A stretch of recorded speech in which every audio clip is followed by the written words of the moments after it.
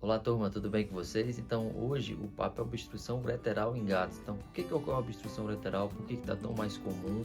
E o que a gente vai fazer? Né? Principalmente é cirúrgico, clínico, então acompanha o vídeo aí que a gente vai esclarecer.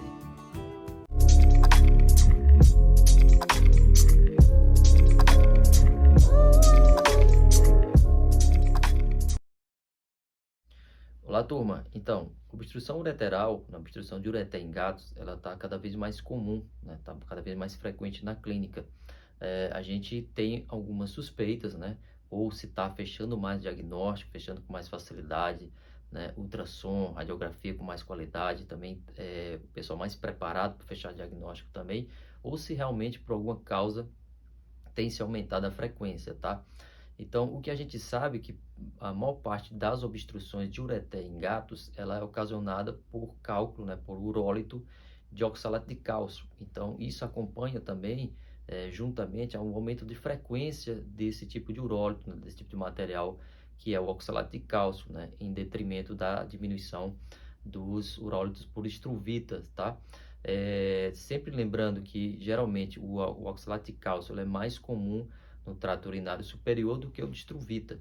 E geralmente, cerca de 2/3, mais ou menos, né, dos casos de obstrução de ureter em gatos é causado por oxalato de cálcio, é causado por olitíase, principalmente oxalato de cálcio, né? Tem aí os outros 1/3, as outras causas que é mais ou menos 1/3 das ocorrências, que é obstrução por plug, por pus, né, principalmente nos quadros de pielonefrite, também obstrução por coágulos sanguíneos, né? Alguns casos de estenose ureteral, e aí a gente não vai encontrar nenhum urólito, nenhum cálculo que consiga realmente ver, por exemplo, na imagem de radiografia, mas tem uma estenose. Essa estenose, ela possivelmente é algum cálculo que tenha passado antes ali na região do ureter e acabou causando uma cicatriz, né, uma diminuição do lumen. Então isso é muito importante. Em muitos dos casos a gente não encontra cálculo, né, uma causa em si de obstrução. Tem uma estenose ali ureteral que vai diminuir e causar obstrução parcial e muitas vezes até total. Existe também uma pequena quantidade de pacientes, a gente vai notar, isso é muito importante que a gente lembre, pacientes muito jovens, por exemplo, até filhotes que têm obstrução ureteral, principalmente de rim direito, isso está relacionado com o chamado ureter circuncaval.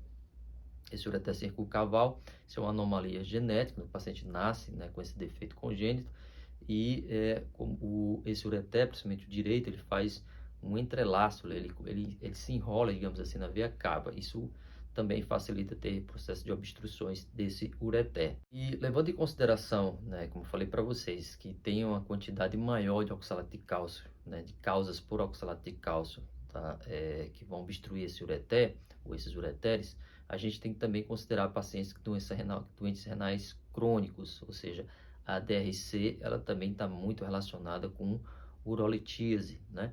Então, muitos pacientes que têm doença renal crônica, cerca de 30 a 40% dos animais que têm doença renal crônica vão ter algum tipo de urolitíase, no caso nefrolitíase, né? Então, vai se formar ali um cálculo dentro do parênquima renal que, porventura, em qualquer momento, dependendo do tamanho, ele pode escoar pela pelve e chegar lá no ureter e também fazer obstrução. Então, esse é um problema sério a gente considerar, porque assim, vocês imaginam, um paciente que faz obstrução ureteral, tá? É um paciente que vai entrar muitas vezes em azotemia, mesmo sendo um paciente que tem a função renal normal.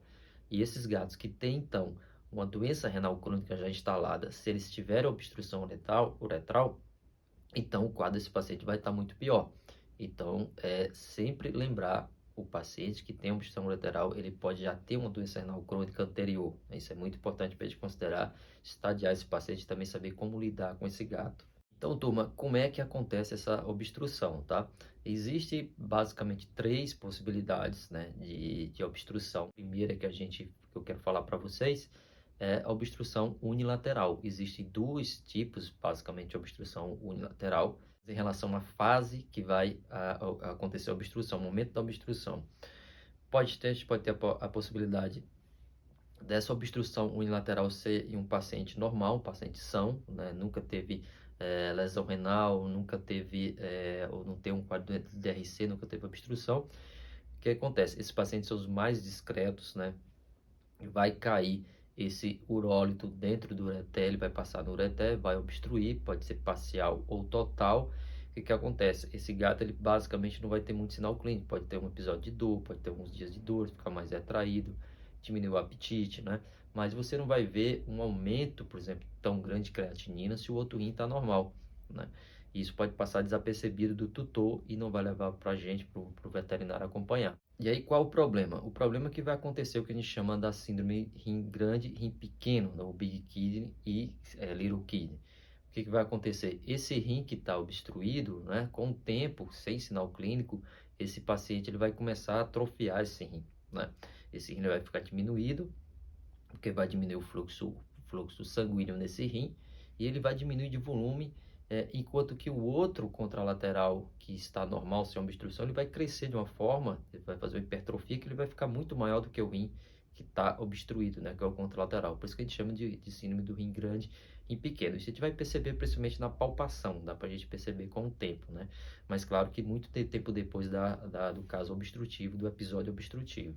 E aí, o que acontece? Esse mesmo paciente que teve essa obstrução inicial, ele pode, com o tempo, daqui a um tempo, ele ter uma segunda obstrução justamente no rim contralateral que hipertrofiou. Por que acontece? Porque esse rim que está hipertrofiado, claro que vai ter maior fluxo sanguíneo, vai ter um maior trabalho nesse rim. Então, a possibilidade realmente, pelo aumento de função desse rim, de criar um urólito, né, principalmente se a causa não foi descoberta no primeiro caso de obstrução, esse urólito ele vai se formar justamente no rim que mais funciona. Então, quando ele chega a obstruir, aí a clínica vai ser um pouco diferente, né, porque o rim contralateral já está diminuído. Esse paciente sim, ele vai ter sinais clínicos de azotemia, porque basicamente ele vai ter já uma doença renal crônica instalada. Ele vai ter muito vômito, prostração, falta de apetite, principalmente com o aumento desses compostos azotêmicos, a gente vai perceber os sinais clínicos mais proeminentes, né? Então, como falei, vômito, desidratação, dor abdominal, prostração, tá? Então, esses são os principais sinais clínicos. E aí, numa terceira possibilidade, que eu acho que é a mais trágica, é quando tem obstrução bilateral concomitante, né? Isso pode acontecer, isso é até muitas vezes de rotina, né? Infelizmente. Então, assim, um paciente já tem histórico de nefrolitise nos dois rins e uma hora vai descer algum urólito ali que vai obstruir os dois. Às vezes por poluir também, como eu falei para vocês, já tem uma estenose anterior, também pode acontecer. E aí tem uma obstrução bilateral. Então, isso é altamente emergencial, né? Então, assim, a gente vai ter que lidar realmente de uma forma mais intensiva com esse paciente, que aí é uma azotemia, até chegar a uma uremia realmente, né? Vai ter úlcera na boca, muito vômito, prostração, então esse paciente pode vir em choque, né? Hipotermia, aumento de frequência respiratória, tá? Porque tá praticamente obstruído os dois lados. Então, assim, os sinais clínicos serão muito mais intensos, a gente vai ter que realmente tomar uma atitude muito mais rápida, muito mais drástica. O diagnóstico ele se dá principalmente pela clínica, né? Avaliação clínica, e também para o diagnóstico de imagem. Então, a gente vai usar tanto a radiografia como a ultrassonografia. Por quê? Porque os dois juntos mostraram uma sensibilidade muito maior do que separados, né? Então, assim, a radiografia ela pode funcionar bem nas urolitias por oxalato de cálcio, pela radiopacidade, mas pode ser que não seja visto, por exemplo, em caso de plugs, né? Caso de estenose, simplesmente você vai precisar de ultrassom. Na verdade, o ultrassom hoje em dia é considerado o exame de imagem mais sensível para a gente detectar. Claro, vai depender muito do operador, mas hoje em dia está mais estabelecido o ultrassom, que a gente associa sempre com a radiografia para ajudar. O ultrassom ele vai verificar a dilatação de pelve, né? O hidronefrose, o hidroureter, que são realmente indícios muito importantes de obstrução ureteral, além das medidas também que são fundamentais para a gente. A gente sabe, por exemplo, que uma dilatação de pelve de 13 centímetros para cima, isso é realmente uma dilatação bem importante que sugere uma obstrução ureteral. Algumas dilatações, algumas medidas, né, de pelve vai deixar a gente na dúvida, mas o consenso também fala, né, os trabalhos falam que, independente da dilatação de pelve, a gente tem que investigar também o ureter e sempre a possibilidade de obstrução em gatos que estão muito azotêmicos, a azotemia que realmente cresce de maneira muito rápida, né? A gente sabe que alguns pacientes não têm uma capacidade muito grande de dilatação de pelve, principalmente os pacientes que já têm uma DRC, pela fibrose ali do parênquima, então muitas vezes não tem uma dilatação muito grande. E a gente não pode esquecer das obstruções parciais, tá? A tomografia e a questão também da urografia escritora, hoje em dia está um pouco em desuso. O consenso também fala, os artigos falam que não tem muita diferença, né? Não tem muita, não te dá informações a mais uma tomografia, uma pielografia, tá?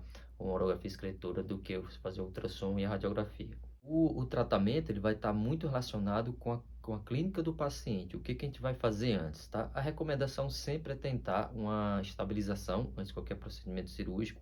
Estabilização com fluido, né? Controle de dor é importantíssimo, a gente não pode esquecer. O controle nutricional, se esse paciente estiver relativamente bem, você pode fazer um tratamento clínico de até 48 horas, né? 48 a 72 horas, vai depender muito de como esse paciente vai progredir, né, na internação, no tratamento intensivo. Sempre lembrando que qualquer obstrução, isso, né, o Guidelines já afirma para a gente que qualquer obstrução, seja parcial ou total, é uma obstrução e tem que ser tratada de uma forma emergencial como obstrução, não importa se é parcial ou total, porque as coisas mudam muito rápido. Então, assim, a recomendação sempre é cirúrgica, né, de fazer uma desobstrução, ou muitas vezes fazer um desvio, que hoje em dia é o que é mais recomendado, porque esses gatos, né, a gente sabe pela fisiopatologia que eles vêm o quê? Hipercalêmico, além de azotemia e uremia, ele vem hipercalêmico, tá? Hipercalêmico e acidose. Então, assim, a gente tem que fazer essa correção, principalmente da diminuição do potássio, né? Diminuir os índices azotêmicos para poder para anestesia. E qual seria o tratamento clínico? Por exemplo, a recomendação do tratamento clínico são aqueles pacientes que estão estáveis, com azotemia mínima, creatinina baixa, né? Obstruções unilaterais e parciais, tá? Não adianta a gente tentar o tratamento clínico se o gato está com obstrução bilateral, tá? Não tem sentido. E também com muito azotêmico, muito prostrado. Porque é o seguinte, não tem um tratamento ainda efetivo hoje em dia, né? Os trabalhos mostram que só 7 a 13% dos casos de obstrução de ureter tem resolução clínica, porque na verdade a gente vai tentar expulsar esse urólito. Aí vai depender do tamanho do urólito que está no ureter, né? Quantos o paciente tem, às vezes ele tem mais de um. Então a recomendação é a gente, a cada caso a caso, realmente tomar uma decisão cirúrgica ou clínica, mas muitas vezes é cirúrgica, tá? Qual o momento de se fazer a cirurgia? O ideal é o quanto antes, estabilização e procedimento cirúrgico. Quanto mais tempo esse paciente passar obstruído, com os ureteros obstruídos, mais chance vai ter de a gente perder essa função renal, né, desse paciente de forma definitiva, tá? Então, o ideal é de fazer o preparo, o tratamento clínico seria fluidoterapia intensiva, mas com muito cuidado em relação à velocidade e volume, para não fazer uma superidratação nesse paciente.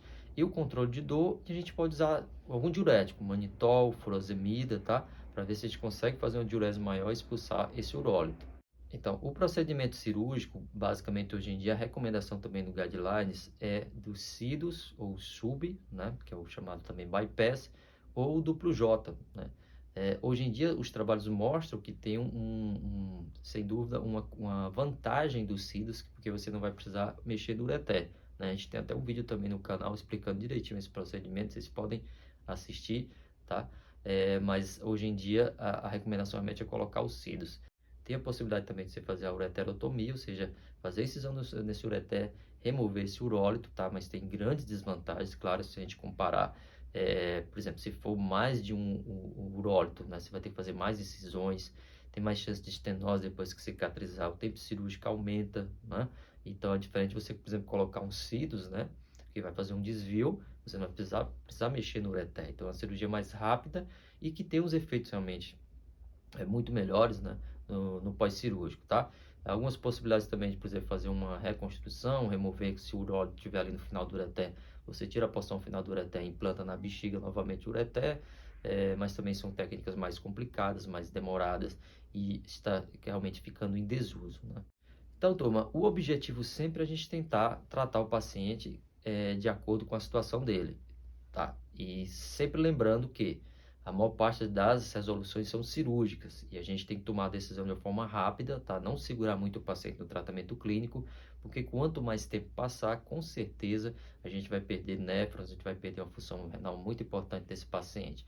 Outro ponto fundamental que a gente sempre deixa claro, que não tem nenhum parâmetro no pré-cirúrgico, um parâmetro, por exemplo, tal número de creatinina, tal elevação de creatinina é proibitiva a cirurgia ou não vale a pena a cirurgia. Também nenhuma imagem de ultrassom né, uma imagem de um rim muito dilatado, uma hidronefrose ou pelonefrite, contraindica a cirurgia. Na verdade, não tem nenhum marcador que a gente possa considerar, então todo paciente, independentemente do estado, ele é um candidato realmente a fazer o procedimento cirúrgico, tá? E vale a pena tentar, que a gente tem visto resultados realmente surpreendentes às vezes, tá? Muito obrigado, pessoal. Um abraço, até a próxima.